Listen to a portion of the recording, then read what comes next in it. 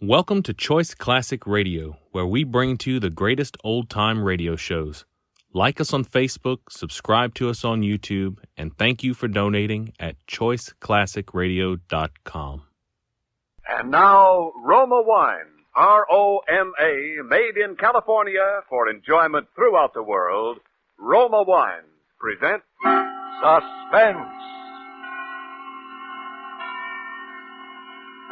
Tonight, Roma Wines bring you Mr. Brian Dunleavy as star of Lazarus Walks, a suspense play produced, edited, and directed for Roma Wines by William Spear.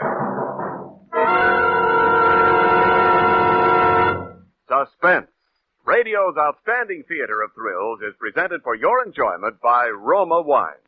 That's R-O-M-A, Roma Wines. Those excellent California wines that can add so much pleasantness to the way you live, to your happiness in entertaining guests, to your enjoyment of everyday meals. Yes, right now, a glassful would be very pleasant, as Roma Wines bring you Brian Dunleavy in a remarkable tale of suspense.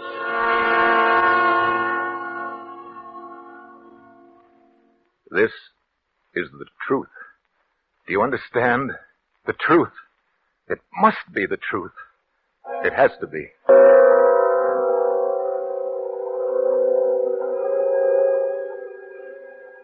I, Robert Winsley Graham, a doctor and psychiatrist by profession, do hereby of my own free will and volition, albeit with deepest regret, make the following full and complete statement relative to that all but unbelievable series of events which has brought such disaster and misfortune to my house, and particularly to my poor wife, Isabel. It had its beginning, properly speaking, some 2 months ago, to be exact, on the evening of August 25th. We were in the drawing room, Isabel at the piano practicing, as she said, her Aunt Jane and I on opposite sides. Isabel, what's the matter? I don't know. I can't seem to keep my mind on anything anymore. Even my music. Nerves. Nerves. Aunt Jane, please. I'm sorry, but I don't believe in beating about the bush. You're an artist. You've got talent. There's no sense in your trying to subordinate yourself to somebody else. Aunt Jane, that's enough. I'm not subordinating myself to anyone. Really, Aunt Jane, you mustn't interfere, you know. Robert doesn't want me to go back on stage. Oh, darling, it isn't that I don't want you to go back. I'm proud of you. You know that. It's only because I know that going back to a professional career at your present mental condition could be terribly harmful. Yes, I know, Robert. I know you're right. After all, I am a doctor. It's my business to know these things. I'll get it probably in the hospital. Hello. Yes, this is Dr. Graham. Who? Oh, yes. Yes, why, of course. When would you like to see me? All right, fine. No trouble at all. Very well, I'll be expecting you. Bye. Isabel, good heavens, who do you suppose that was? Who? Roger Holcomb. Do you remember the case? Roger Holcomb. Roger Holcomb? I remember it. Of course you do. The fellow who was brought back from the dead, as the newspapers put it, about a year ago. Oh, yes. You know, he really was dead for 4 full minutes, as far as medical science was concerned. And then Bates brought him around. It was a 9 days wonder at the time. What does he want to see you about? I don't know. Something to do with his experience, obviously. Oh. He was in a terribly agitated state, poor fellow. He'd been walking up and down in front of the house for an hour, trying to get up courage to ring the bell. Finally, he phoned from the corner drugstore. Oh, the poor man. Why in the world would he do that? Anxiety neurosis. They hounded him in the most shocking way when he got out of the hospital. You know, preachers and spiritualists and movie agents and just plain fakers. People trying to find out if he remembered anything of the 4 minutes when he was supposed to be dead. And people just trying to exploit it. Oh, that's notoriety. Some thrive on it, some don't. One man's meat is another man's point. Yeah. Well, that must be Holcomb now. I'll take him into the office.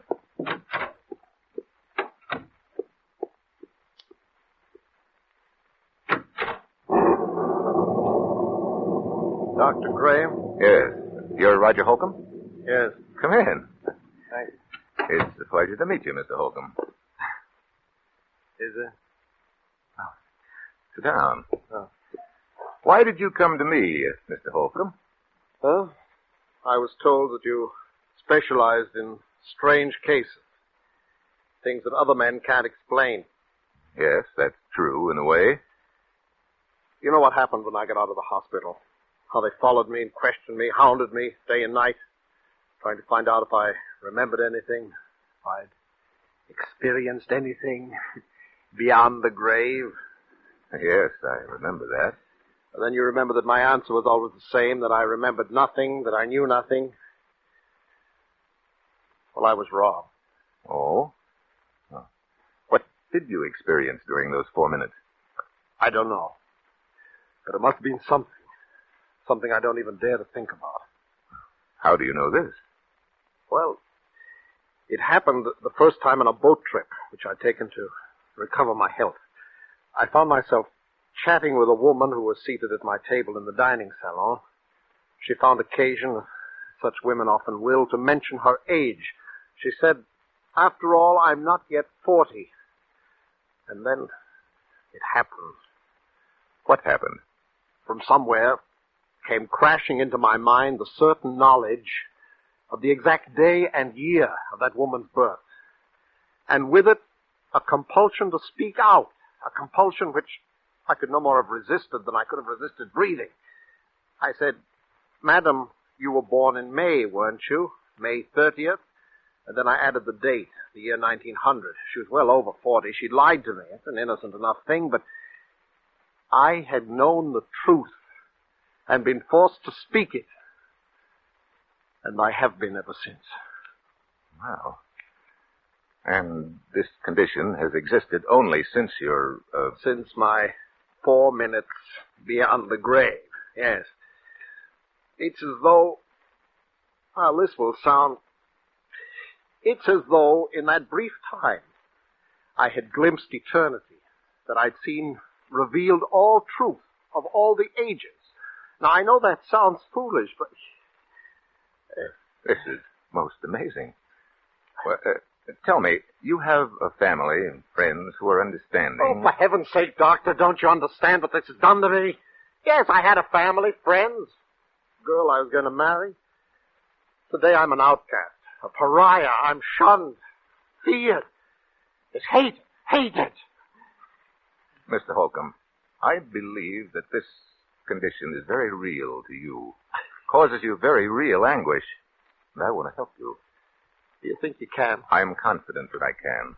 Do you suppose you could arrange to stay with me here at my home for a matter of weeks or months, if necessary? Oh, I'd do anything in the world to be a normal man again. Well, you'll have your own quarters. You'll be quite comfortable, I assure you. Well, I'm sure it's a lovely house, what I've seen of it. Yes, I'm rather lucky. I'm interested in research primarily, not much money in that, you know, but a couple of years ago I came into quite a nice inheritance. The house went with it. What is it? What's the matter? The inheritance was not yours, it was your wife's. The house is your wife's. You are penniless. That's true. I don't know why I lied to you. Pride, I suppose. Oh, I'm sorry. I told you I couldn't help it. I'll go now. No, please. It was my fault. It's a small matter. But you see now that... I want to help you. Do you believe me now? I believe, Mr. Holcomb, either that you are far more ill than I realized, or that in the months to come, you and I must venture into a realm never before explored by mortal man.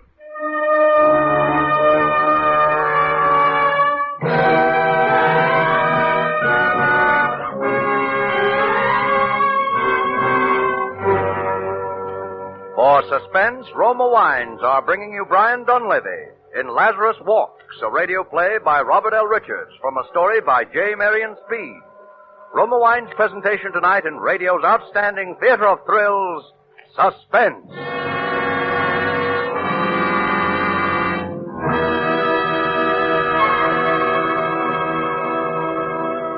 Between the acts of Suspense, this is Ken Niles for Roma Wines.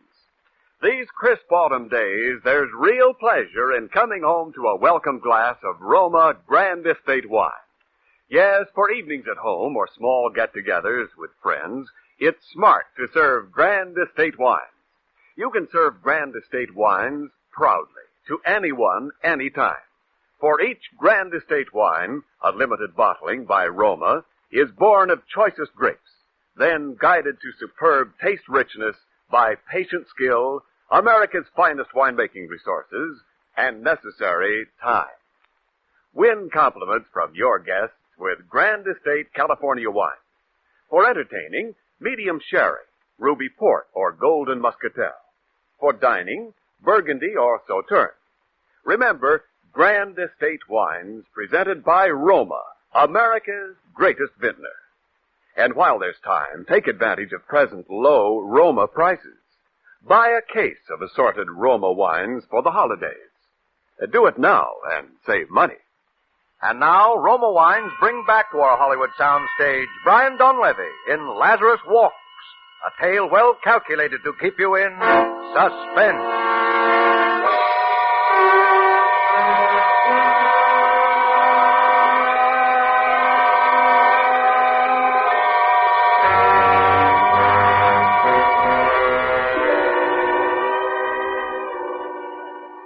It was utterly fantastic, and yet it was true. I checked the facts again and again. He could not possibly have known, and yet he knew. Can you imagine what this meant to a man of science? If I could fathom the depths of Roger Holcomb's mind, I could make a contribution to the body of scientific knowledge absolutely without parallel in modern times. There remained the problem of Isabel. I was aware of the danger, of course, but I believed I could control the situation. I determined to proceed. Actually, Holcomb's presence made itself felt almost immediately. The first incident came after he had been with us scarcely a week.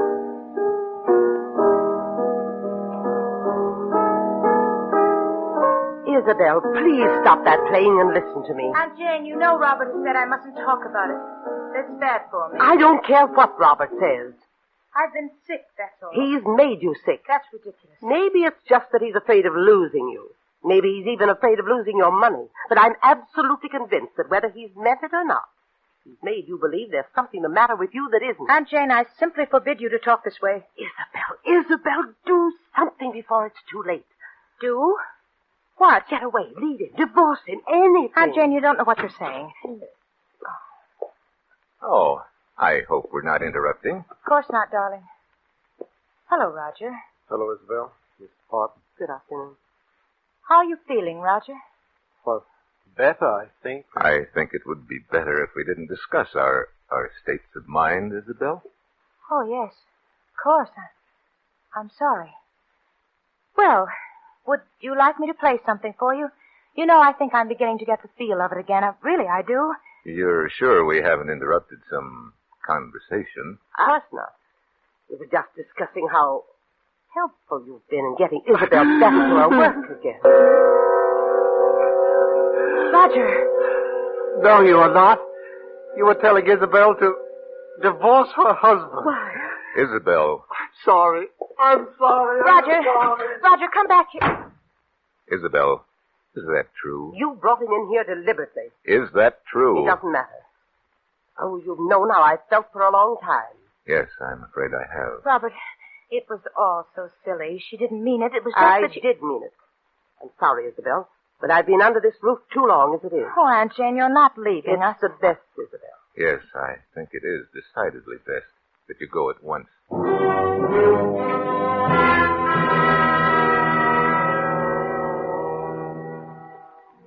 It was this incident which gave me my first insight into the relationship which was destined to develop between Isabel, Roger, and myself. The first and most obvious result was that Isabel and I became further estranged as each day passed. It was difficult to speak of even the most casual things with this strangely terrifying specter of truth always at our elbow. The situation reached its inevitable climax the evening that Leopold Sarinsky, the famous conductor of the Los Angeles Symphony, was to call on Elizabeth with a view to a resumption of her professional career under his auspices. I gave a great deal of thought to that evening. It had to be handled with the greatest tact. Robert, you will help me, won't you? Of course I will, darling. Robert, does he have to have dinner with us tonight? Roger? Isabel, you know how I stand on Oh, that. yes, I know, but just this once. Even once, Isabel, to keep him in his room like a spoiled child when we have guests might undo everything I've accomplished in weeks. Oh, I know, darling, of course you're right, but... Oh, Roger, come in. Robert, Yes? I was wondering if I mightn't be excused. Just tonight. You're having dinner with us, Roger. Must I? You know you must, Roger, and you know why. Roger, don't you want to meet Mr. Serinsky? He's really a wonderful person. Yes, indeed, I would very much, but... You know, Roger, I made my debut with him in 1934. I did a concert with him every year until... Isabel was very talented. I was.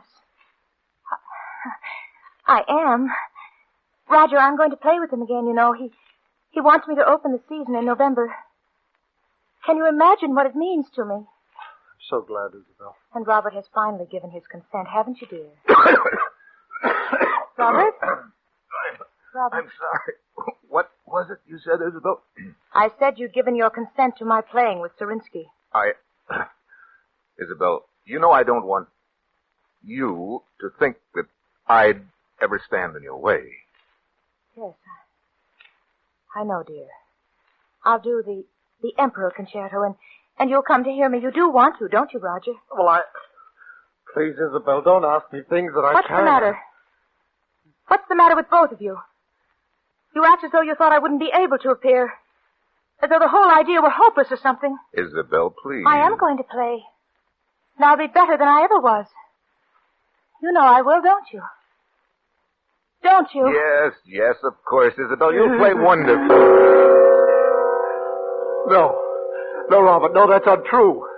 You're very certain that Isabel will be prevented from ever playing again by death. Death? Oh, Isabel, forgive me. Death? No, it's not true. Tell me it isn't. Roger, who's going to die? Answer me. Roger, do you hear me? Answer me. Answer me!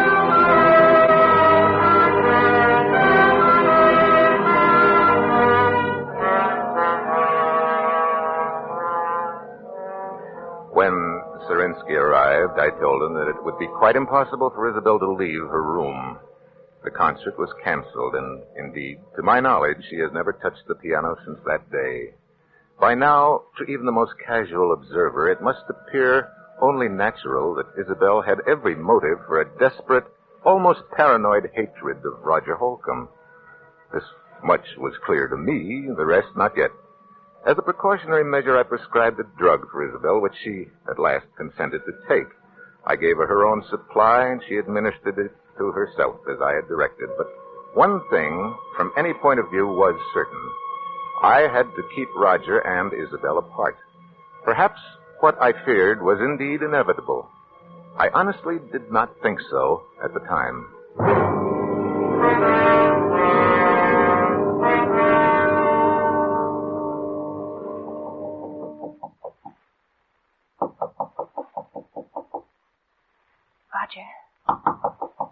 Roger.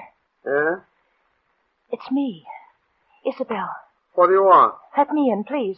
No. Please. It's terribly important. Robert said... I know. But he said it would be all right this time. Are you sure? Yes, please. All right. Now, what do you want? I want to talk to you, that's all. What about that's so important? Roger, why don't you ever leave your room anymore? Can't you guess? Do you think I hate you? Oh, Isabel, I don't know what to think You anymore. do, don't you? I warned him. I told him it would happen. Now I'm going mad up here thinking of the anguish I've caused But, you. Roger, I don't... You must believe me. I know what it's been like for you having me here, Roger. Isabel. Roger, you see, for the first time in my life, I think my husband is wrong about something. Wrong? Yes. Don't you see? He's been worried about both of us, and so this distrust has grown up between us. Well, I don't distrust you, Isabel. You've been more wonderful But than me. you're afraid of me. And that amounts to the same thing. And it's bad for both of us. It's hurting both of us.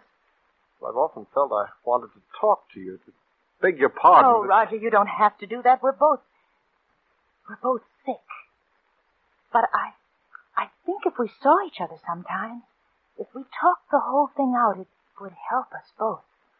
Does Robert think so, too? No. Then he didn't tell you it was all right to see me. No. I lied to you. You what? I lied to you. You lied to me. And it didn't happen. Isabel, don't you see? I am getting well. It didn't happen. I know, Roger. I don't think it does happen anymore, except with Robert. With Robert? But what makes you think I don't that know. Something about the way he acts. The way he is. Oh, but Isabel, he is curing me then. Perhaps you shouldn't have No. come. Don't you understand? We must see each other. We must talk.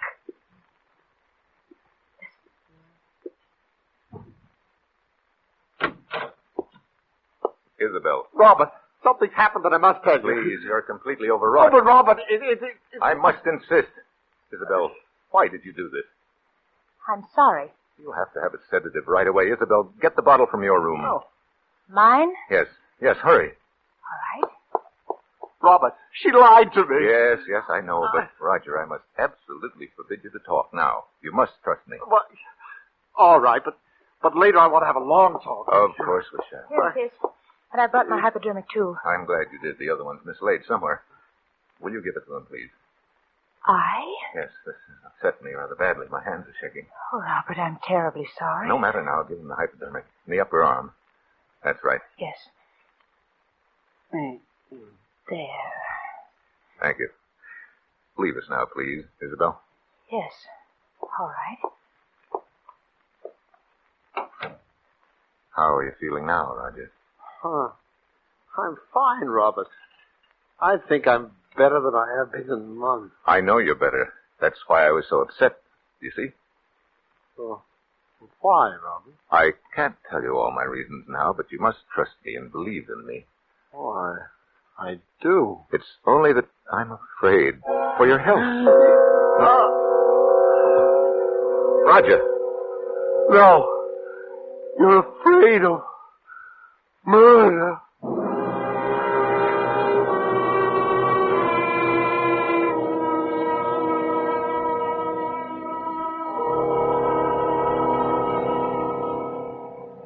It was clear to me now.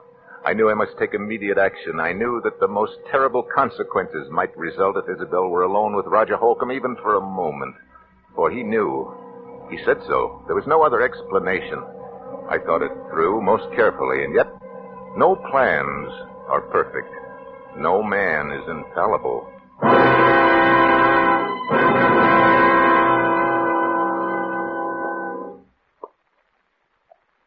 Isabel. Robert, you frightened me. What were you doing? Why, nothing. Don't lie to me, Isabel. I'm not. I was... You were coming from Roger's room. No, I swear I wasn't. Isabel, don't you understand that you're sick? That I've insisted on these things for your own good and his? All right. I was going to talk to him, but I haven't. Oh, Isabel, why do you try to tell me that? But it's true, Robert, really true. Is it? Roger. Roger. What? What's the matter? Look.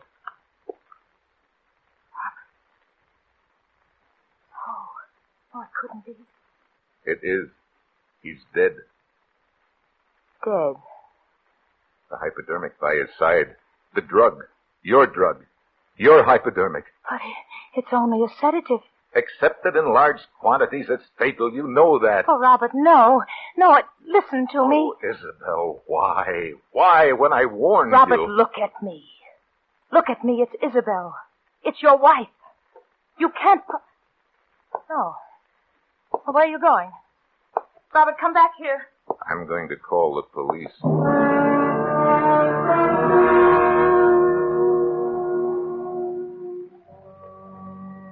Even though it did not come to me as a shock, even from my point of view as a scientist, it was terrible enough. Yet, it had to be done, and I had done it. I did not speak to her as we waited, and she made no further attempt to appeal to me. The police arrived. I told the story with as little emotion as possible. Yeah, their fingerprints all right on both the bottle and the hypodermic. Those would be my wife's, of course. They both belong to her. Is that true, Mrs. Graham? Yes. Dr. Graham, do I understand you're formally charging your wife with the murder of Roger Holcomb? You could hardly expect me to do that, could you, Inspector? I am simply telling you the facts. Yeah? Well, you've carefully avoided saying anything definite as to your suspicions, Doctor. But I get the distinct impression she hated him. My wife has been mentally ill for some time. There are many people who can testify to that. She will plead insanity, Inspector, of course. Oh. Well, Dr. Graham, I can't tell you how sorry I am, but the things you've told me add up to only one thing, as you yourself obviously recognize. Yes. Your wife, Isabel Graham, murdered Roger Holcomb. What did you say? I said your wife, Isabel Graham, murdered Roger Holcomb. No. I did. What? The truth is, I murdered him.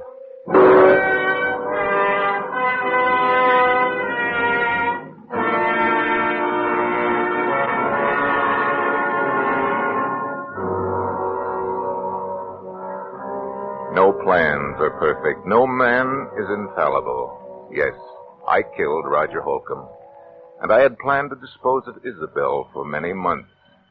I had never loved her. I had loved only science, and I wanted her money, and Holcomb found it out. That was the risk I ran. That any chance lie in his presence, either by Isabel or myself, would bring out the truth. And it did. I had no alternative once he discovered that but to kill him. It was easy enough to throw the blame on Isabel, but I had not counted on that terrible compunction for the truth. That strange affliction of Roger Holcomb's and its power over me. Did it transfer itself at his death to me, or was it conscience?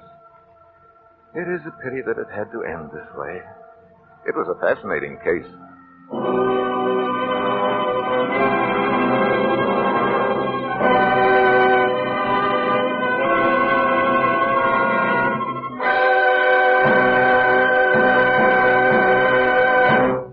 Suspense. Presented by Roma Wines, R-O-M-A, made in California for enjoyment throughout the world. And now this is Ken Niles bringing back to our suspense microphone the star of tonight's play, Brian Donlevy. Well, Brian, we can't give you an Oscar for your outstanding performance tonight, but Roma does want you to enjoy this basket of fine Grand Estate wines. Grand Estate wines, well, that kind of Oscar has taste to feel, Ken. Right you are, Brian. Here in your basket is Grand Estate California Burgundy, and Grand Estate Burgundy at mealtime really makes a difference you can taste.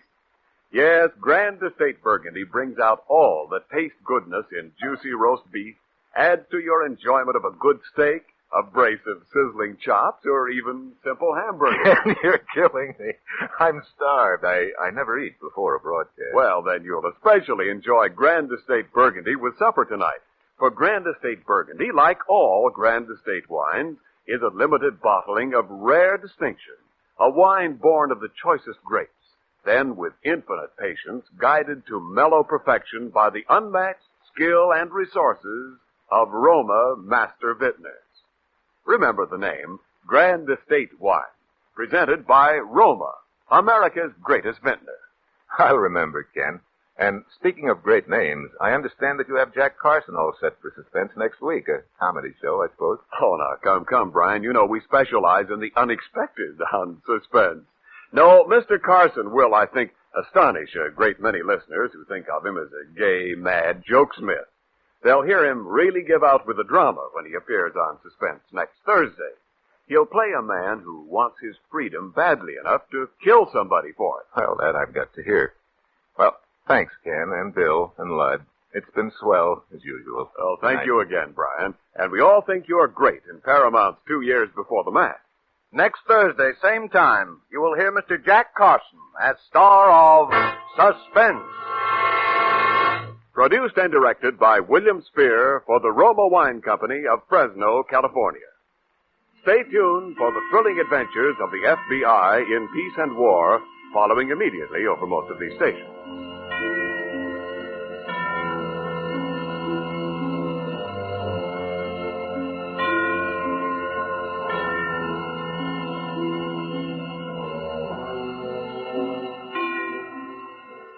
This is CBS, the Columbia Broadcasting System.